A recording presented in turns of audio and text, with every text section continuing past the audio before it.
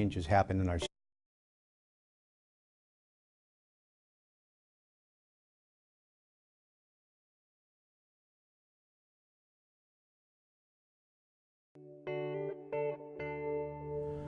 I'm John Diaz, Chief of Police of the Seattle Police Department. I've been with SPD for more than 32 years, and I've seen a lot of changes happen in our city.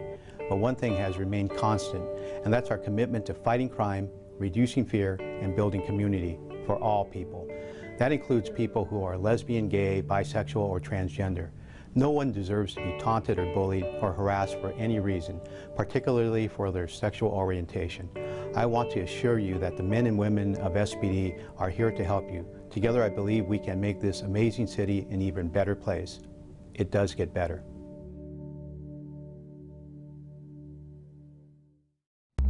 My name is Vanessa Flick, and I'm a police officer for the City of Seattle. I'm Doug Raguso. Detective Kimbo Guki. My name is Bob Peth. I'm a detective. Sina Ebinger. I'm a police officer.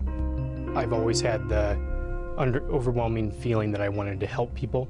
I wanted to make a difference in people's lives. I know that I'm not the type of person that's going to build the next Eiffel Tower. I'm not going to write the next Moby Dick, but if I can help people on a day-by-day basis, that's kind of my goal, and that's why I became a police officer. I grew up over in Bellevue before it kind of got all crazy with Microsoft. I was born on a small family farm in the Skagit Valley. I was born and raised in Walla Walla, which is a small town in eastern Washington. I was probably about 5 when I realized that I may be gay. I first figured it out when I was really young, but I didn't really understand it. I I grew up in a really religious family, and so my idea was that I could just pray the gay away. I think it first dawned on me that I was different when I kind of hung out with the guys more than I hung out with the girls. The proms, I was in homecoming. I did everything, that I was supposed to do, I guess. It's not always something that's easy to talk about. I actually really didn't come out to my family till I was about 27. My mom was heartbroken. And it's not that I'm not knocking on my mom or anything, but when I was in high school, my mom actually said she would disown me.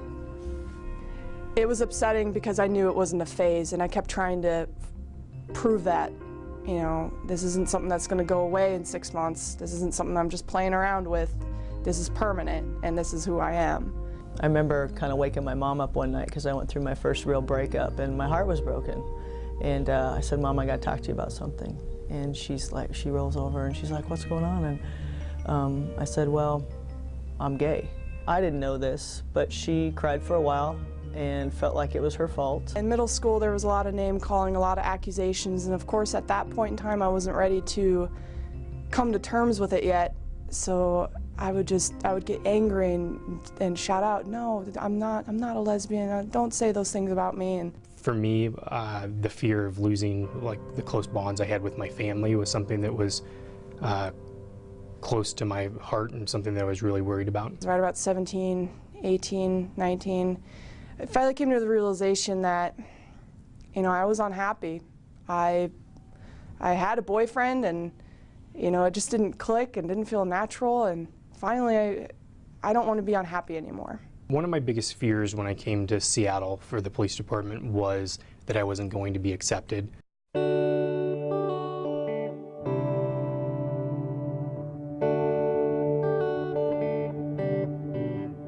The department on a whole has been completely embracing of gay and lesbian officers.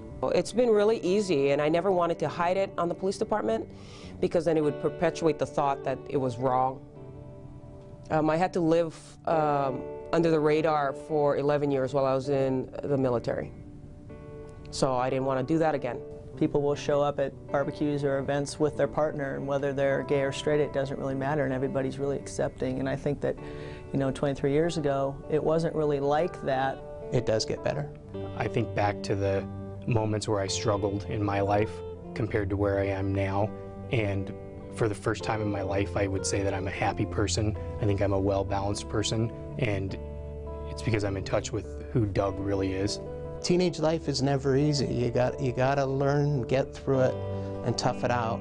Your life may not be as easy as it will for your straight counterparts. There will be bullying. There are going to be ignorant people out there, and how do you handle that? We can help. As you get more comfortable with yourself and more people around you are comfortable with you, the more you're comfortable in your skin, the better you feel and the happier you get and the better things happen to you. I honestly think it gets better. It does get better. Just be yourself. I mean, don't live your life for anybody else. Don't ever live with regrets. Just be who you're supposed to be. You were made perfect.